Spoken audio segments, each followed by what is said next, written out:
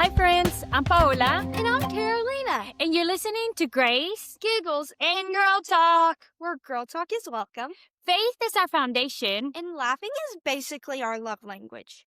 Every week, we have real conversations about what's happening around us, at school, with friends, and really just time to pause and listen to what is it that God is trying to teach us. Plus some Q&A and maybe some singing because we can't help ourselves. Welcome to the show. All right. We have been on a little bit of a break, so for those who have asked, thank you. Yeah, winter is in full force here in Kentucky, isn't it? Yep. I mean, I can't see anything behind us. I mean, you can see some snow. For those who are driving and you're listening, you can't see. But if you're watching on YouTube, this weekend it was supposed to be like historic records, and it didn't happen. Kentucky decided otherwise. So we are really excited. Last week we kind of took time to Plan. so I guess tell them what we've been working on. We're making like a topic a month. So we have some really cool things planned for February and March and April. And we are hoping to change some of our social media impact. And so just be on the lookout for that. But we really, really appreciate everybody who has listened so far. And so today is really just an opportunity to gather in January. We have Bayer, for those who are watching on YouTube, he is our co-host today because, why not? Anyway, We have other dogs too. This isn't the only one. This is the only one that likes me though. he just likes anybody that will give him some lovings. But anyway, all right. So with that, let's just start with one thing that makes you unique, like a quirk and something silly, almost useless that you can't really use. That I can't really use. I mean, you can if you want to. I can make my tongue look like a clover. I don't know if you can see it. It's kind of boring, but I mean, All right, but that's useless, yeah, right? Like, really useless. but nobody, I mean, I can't do that. All right, so my one, and let me see how quick. For again, if you're driving, I'm sorry if you're watching on YouTube. When I was in middle school one summer, I decided to teach myself how to move just one eye. Let me see if you can see it. Wait, do it again? I don't think they could see it. Wait, I think I can do it. Ready? No, you can't. There's always so many things that makes us unique, right? Like it could be one of those things that are useless but not. But within our uniqueness, I think there's really an opportunity for us to find those things that build character, not useless things. I just thought that was funny. But what are things that really make you unique? Like what are your traits that you think when Paola or when anybody thinks of Carolina, these are the things that they think of. I don't want to sound like I'm bragging. It's important for us to also know what we're good at, right? So what are those things that you know that you excel at? I'm really good at school, so like academics. Okay. I'm good at singing. I'm not the best at sports, but I would say I'm kind Okay. How do you show kindness? by helping people. I don't know. It's just hard because you don't want to come off across the wrong way and think, oh, well, she thinks she's better than everybody or something like that. I'm glad you say that because I think that's such a misconception where we almost make people feel bad or like they're bragging on themselves if they actually know what they're good at. And I think it is important for everybody to be able to know what those things are because that only makes you stronger Right. as a leader, right? Or even as a friend or as a student. Those things that not necessarily define who you are, but those things that you know you're good at that you can actually help you to overcome some things when things get hard, right? And so I like that you say that you're kind because I think a lot of times, and is a lot of people think that because you're kind, it just means that you're just nice. And I think those are two very different things, right? Anybody can be nice and not be kind. Being kind to me is being authentic, is being able to say something even when the other person may not necessarily be ready to receive what you're saying, but you're being truthful and honest. And so I think kindness takes a certain level of maturity as well, because it's not just saying yes or agreeing to everything. right? All right. So with those things, as you think, those things that you're really good at, how, when something hard happens, Mhm. how do you overcome that? Like, be more specific. Like, Okay. So a couple of weeks ago, you guys had academic, oh, the governor's cup. cup, yes. Okay. So, Okay, but so I'm going to share this from a mom perspective, and then I'm going to let Carolina share it. Because I think to a certain extent, to a fault, sometimes you're a perfectionist when it comes to school. So I am a perfectionist when it with comes to school. you guys were talking about what tests you guys were going to take for your academic team. The whole time you thought you were taking arts and humanities And and math. And so she prepared for arts and humanity and math. A couple of days before, you realized that they had put you in literature. and my coach told me it was fine, it was a mistake, he didn't mean to do that, and he would change me. Okay. And so I was like, "Okay, okay, okay. I can do this. Like, I'm fine." I don't even have literature as a subject that I'm good at, but it's like, whew, I'm not gonna do that anymore. And then I get, because they give you these little strips of paper that tell you like how you can sign in to your Do your test. test. Right. And it said math, and then it said literature, and I was like, what? No. And I asked him, and he was like, "It's fine. Like, I switched you. I thought I told you." And I was like, "No, you told me that you would change me back." And he was like, "Oh, well, that's my bad, but like these are the tests you have to do." And so I was like emotional, and I started crying, and I just didn't want to hear anybody's like opinion about it, because I was like, this is gonna go horrible. Like, I already know it is. In that moment, what was your concern? That you wouldn't place or that people would think that you're not smart? People would think I wasn't smart. So let's talk about that because when something hard happens, you tend to shut down, right? And then you're like, I don't want to talk about it.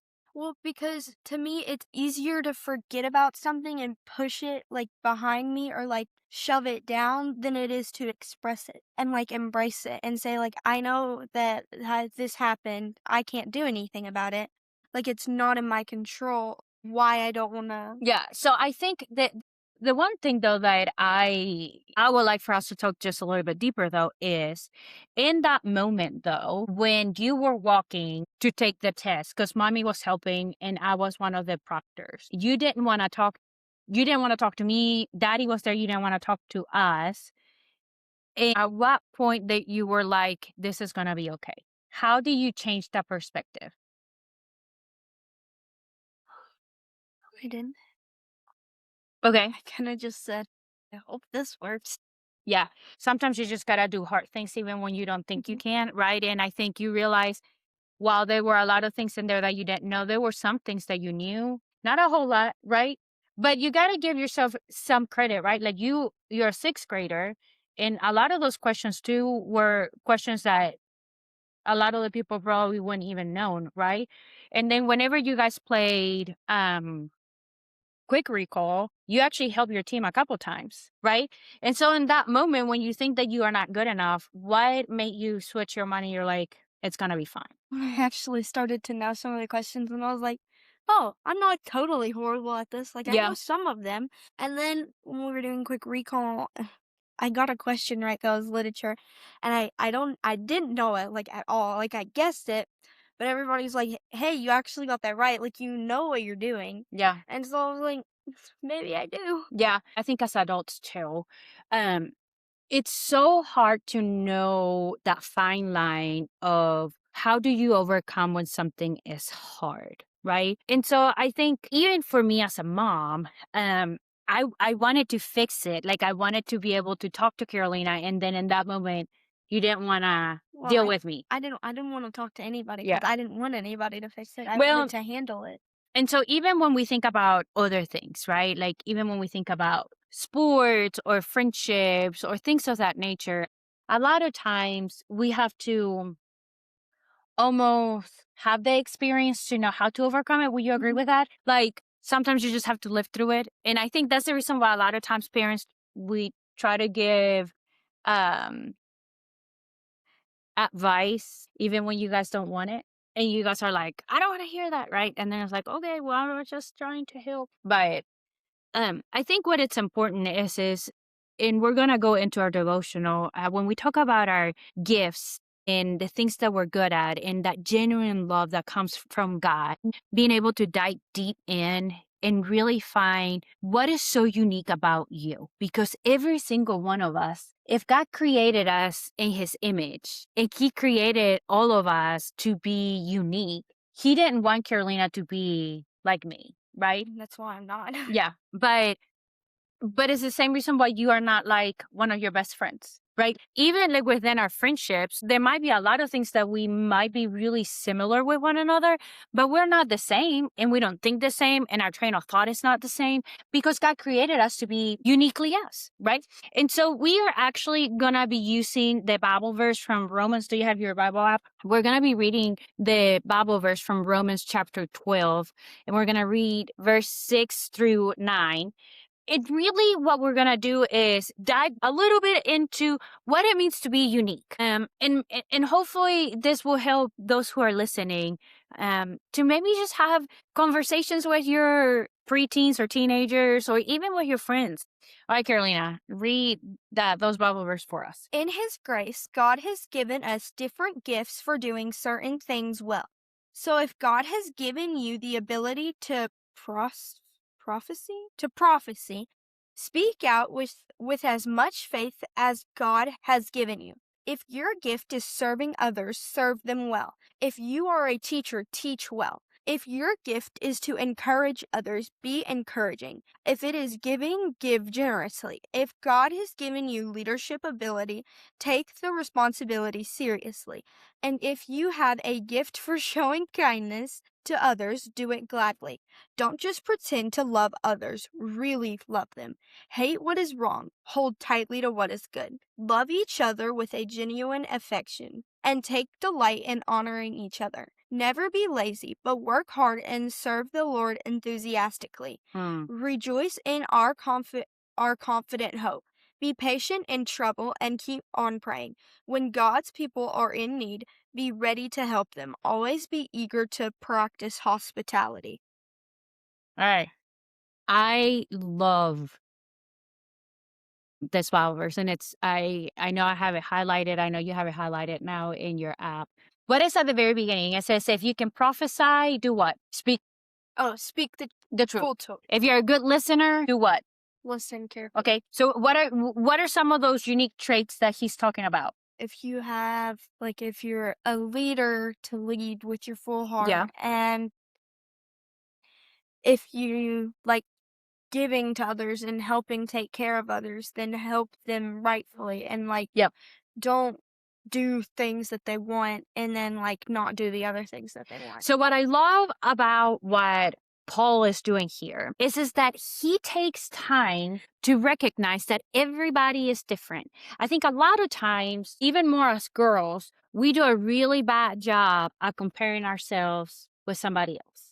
We even talked about We talked about this. So my mom's making me do cotillion this year. What's cotillion for those who are not from Frankfurt? You just learn about manners. Okay. You learn how to dance and you learn manners. And you have to wear dresses for it. And I hate wearing dresses. Absolutely do not like wearing dresses. And she asked me the other day, she said, "Why don't you like wearing dresses?" And I was like, well, because I just tried to use old people talk. But I said, you know how when you were my age and you looked at a magazine and you saw someone wearing this dress, or it was on the poster on the side of a store, and then you try the dress on and you just want it to look like that girl. I feel like when those types of dresses don't look how you want them to look, you can get shut down because you start comparing yourself to that person and you think, well, I don't look as pretty as her, or I'm not as good as her. Yeah. Right, wrong, or indifferent, it's a perception thing, right? Because in your mind, you don't think it looks good because it doesn't look exactly like that picture, right? But when you put it on, it probably does look good. You're just it just doesn't look what this is telling me what it looks like, right? And I think a lot of times, as females, we do that because we live in a world where social media, and back in the day, like you said, we had 17 magazine or like MTV music. We were really comparing ourselves to something that was in front of us, but we didn't get to know the essence of that person. And I think what I love about what Paul does here is that he's saying all of us are different and all of us are so good at the things that God has given us. And so if God has made you to be a leader, then lead and lead well. If God has made you to be a good hostess, then invite people and entertain people. It's giving you the gift of singing, then sing and sing well,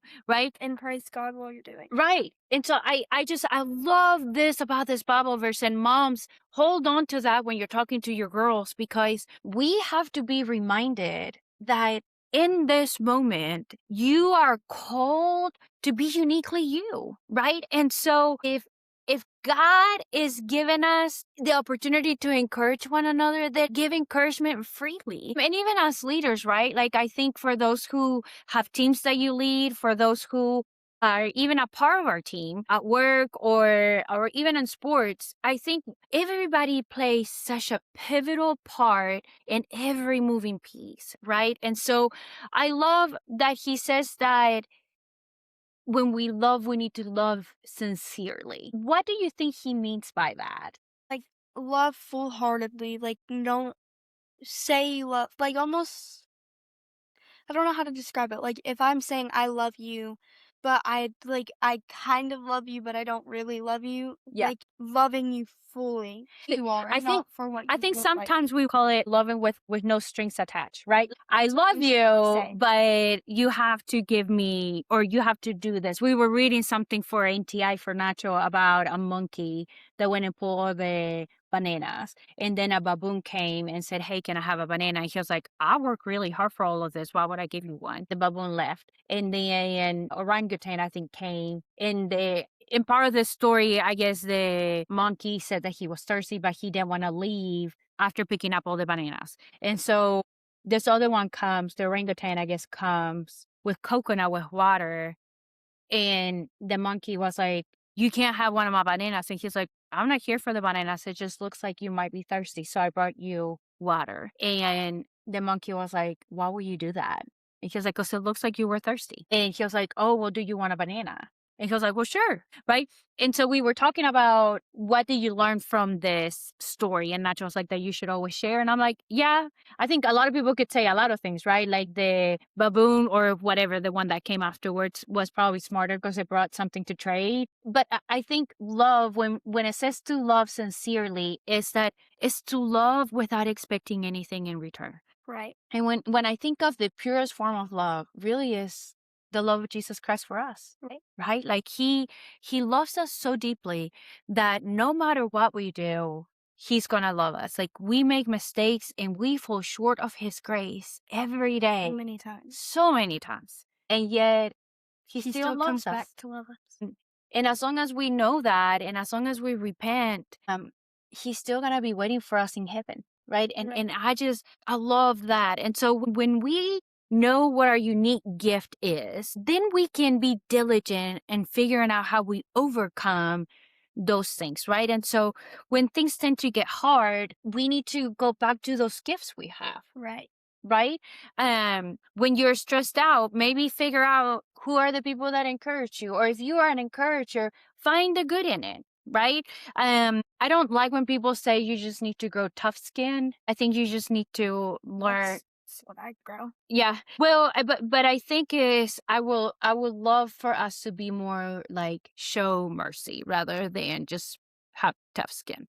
So what I guess when we overcome hard things and expectations, I think a lot of that comes because of the expectation from the world. And I would like for us to challenge to flip that. I think what we need to be able is to overcome those hard things with those things that God has given us to be better. So I guess we'll finish today by just saying find ways like on verse 9 where it says that love must be sincere, right? And not necessarily worry too much about, and it's so easy to say this, but to compare yourself about what you see in social media or what others are doing or what the person next to you is doing or not doing. Again, I think it's so easy for us to compare ourselves because that's what we have. But I really want to encourage you to figure out those things that God is calling you to do. And I think once you can identify those, other things will start happening. The moment you find out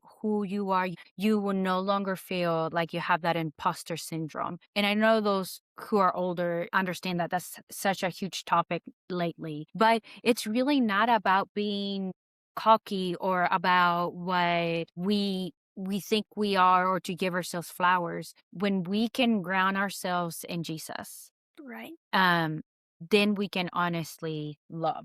So with that, my thing is love deeply. Take time to really figure out who God is calling you to be.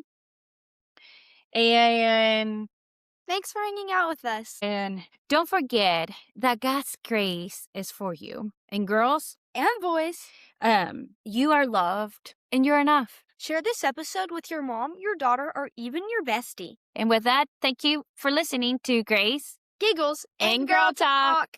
Bye.